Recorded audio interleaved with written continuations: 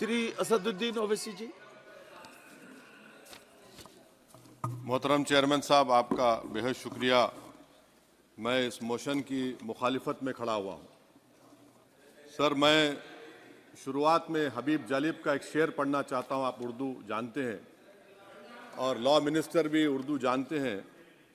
हबीब जालिब ने कहा था कि हुक्मरान हो गए कमीने लोग, खाक में मिल गए नगीने लोग, हर मुहिब वतन जलील हुआ, रात का फासला तवील हुआ, आमिरों के गीत जो गाते रहे वही नामो दाद पाते रहे, रहजनों ने रेजनी की थी, रहजनों ने रेजनी की थी, रहबरों ने भी क्या कमी की थी। सर, मैं अभी सुन रहा था हमारे शिंदे ग्रुप के शिवसेना के पार्टी लीडर अपनी तकरीर कह रहे थे।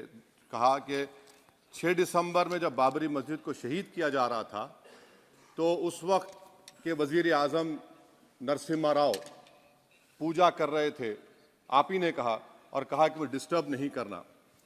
तो ये बड़ा अजीब मौका है कि बीजेपी की ताईदी पार्टी ये कह रही है कि नरसिम्हा राव ने कहा कि मुझे डिस्टर्ब मत करो, मैं पूजा कर रहा हूं, और जिसने रथ यात्रा निकाला, इन दोनों को मोदी सरकार ने इस मुल्क का सबसे बड़ा सिविलियन अवार्ड दे दिया, सबसे बड़ा सिविलियन अवार्ड दे दिया।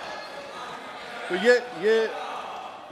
ये बताता है कि इंसाफ जिंदा है या जुल्म को बरकरार रखा जा रहा है। तीसरी बात यह है कि सर, इस ऐवान में सियासी पार्टियां आएंगी चले जाएंगी, आप आए मैं आया हम भी चले जाएंगे, मैं इस जमीन की गिजा बन जाऊंगा, ये ऐवान तो बाकी रहेगा। मगर सर, मैं ताजुब कर रहा हूं कि लोकसभा मुख्तलिफ आवाजों में कैसे बोल सकता है। लोकसभा तो एक ही आवाज में बोलना चाहिए, और लोकसभा भी भारत के संविधान आइन के बेसिक स्ट्रक्चर का ताबे है।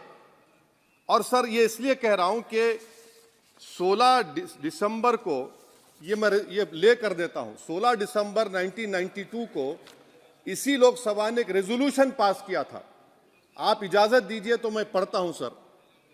दिस हाउस, अच्छा, ये गुलाम नबी उस वक्त के मिनिस्टर थे, आज नहीं है, उनका नाम नहीं लेना चाह रहा था। This House strongly and unequivocally condemns the desecration and demolition of the Babri Masjid at Ayodhya by and at the instigation of forces represented among others by VHP, RSS and the Bajrang Dal, which has caused communal violence in the country. Such act of vandalism was carried out not only in violation of order of Supreme Court, but amounted to an attack on the secular foundations of our country. This House expresses anguish at the happenings and wishes to reiterate its resolve that it will ceaselessly endeavor to uphold the secular and democratic traditions of our country and for the maintenance of rule of law. और एक paragraph मैं नहीं पढ़ूंगा। मैं ताजुब कर रहा हूं कि जब इस ऐवान ने एक रेजोल्यूशन पास किया तो हुकूमत आएगी जाएगी, और हुकूमत ये मोदी हुकूमत जश्न मना रही है जो 6 दिसंबर को हुआ। तो ये एक बात है सर। चौथी बात यह है कि सर, नहीं, 6 दिसंबर के ऊपर कोई जश्न नहीं है। राम मंदिर के निर्माण की जो प्रतिष्ठा हुई है उसको संबोधन कर रहा है, और वो सर्वोच्च न्यायालय के द्वारा तथ्यों के आधार पर दिए गए निर्णय के कारण से हुआ है। सर्वोच्च न्यायालय का निर्णय है, तो तथ्यों के आधार पर निर्णय है। वो विषय आपने बोल दिया, ठीक है, ओके। परंतु जो मंदिर का निर्माण है वो नियमानुसार सर्वोच्च न्यायालय के निर्णय से तथ्यों को देख करके। एक सेकंड, आप इस्लाम के बहुत जानकार हैं, विद्वान हैं वैसे भी अब कानून के। यदि किसी अन्य धर्म के स्थान पर मस्जिद बनाई जाए तो शायद उसको मान्य नहीं किया जाता। अभी एएसआई ने, सुप्रीम कोर्ट ने स्वीकार किया है कि वहां पर राम मंदिर था।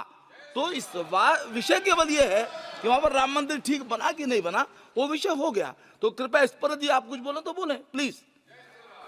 सर, मैं आपको गलत साबित कर दूंगा सर। और मैंने रुक तो जाइए बड़ी इज्जत के साथ सर, मैं आपकी बड़ी इज्जत करता हूं सर। आपको मैं कोट कर रहा हूं सुप्रीम कोर्ट का जजमेंट, पैराग्राफ 1222 रोमन 17, उसमें लिखा गया है, the destruction of the mosque took place in breach of the order status को and the assurance given to this court, the destruction of the mosque and obliteration of Islamic structure was an egregious violation of the rule of law. Egregious का मतलब जो छोटी मोटी अंग्रेजियों में आती है वो क्रिमिनल एक्ट कहा।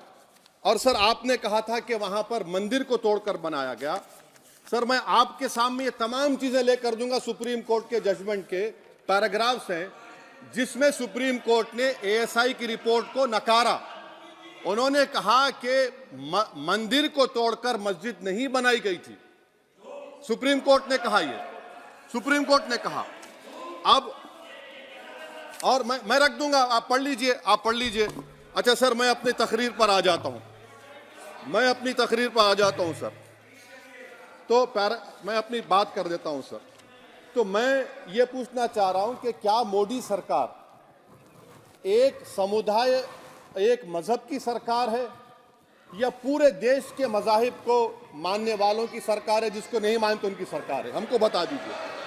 क्या मोदी सरकार सिर्फ एक फिक्र और नजरिया हिंदुत्व की सरकार है? क्या इस देश का, इस गवर्नमेंट ऑफ इंडिया का कोई मजहब है? इस वतन अजीज सबके मजहब को मानता है।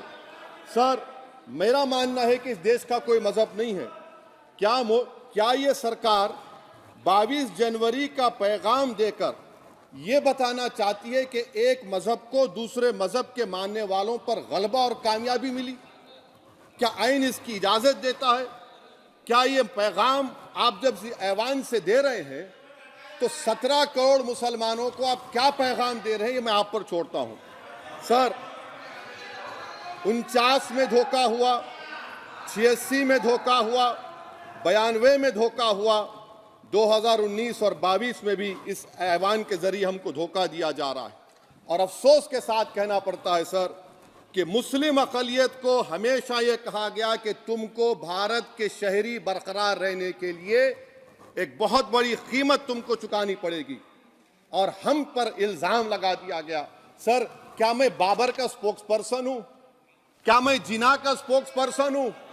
क्या मैं औरंगजेब का स्पोक्स पर्सन हूं? बताइए सर, आखिर मैं कहां तक आप मुझे लेकर जाएंगे? दूसरी बात यह है सर, दूसरी बात यह है कि फिर 6 दिसंबर के बाद देश में फसाद हुआ, नौजवानों को टाडा में डाला गया जो बूढ़े होकर निकले।